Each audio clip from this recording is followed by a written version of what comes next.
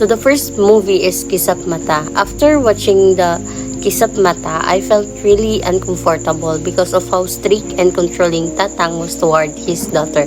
And as the story went on, murag ako pud kay agka-suffocate sa situation nila because she barely had the freedom to make her own choices. I kept hoping that she and her husband would finally live happily together, pero Tatang's refusal to let go of his control led to a tragic ending. Like, the film felt a strong impact kay nagpakita siya og kanang love and protection, but sometimes it can be harmful and it turns to be obsession and possessiveness of the father.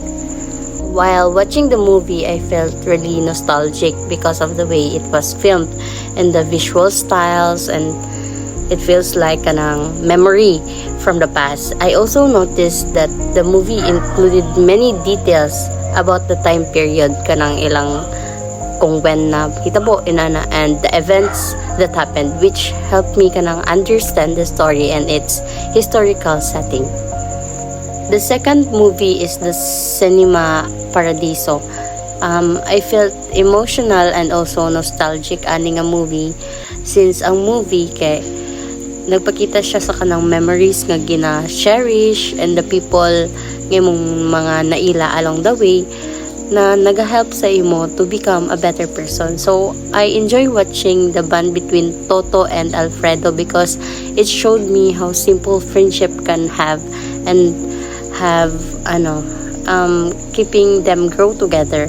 Like, makatouch kay ang story, especially when Toto look back on his childhood and realize how much cinema and the people and him meant around him. And the film left me feeling both happy and sad. Kay it reminded me that it is really important to treasure and to cherish those memories and moments together with the people around you.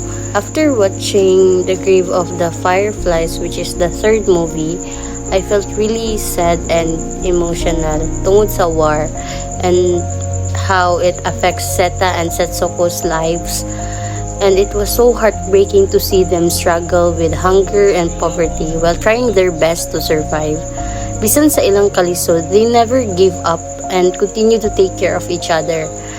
That movie made me realize how cruel war can be, even into the innocent children and people, knowing that they did everything they could to stay alive. Masakit tanawon, and it left me feeling emotional after the movie ended because in the end, life goes that way. We all lead to death, and that's how it went. It left me emotional, and that's all.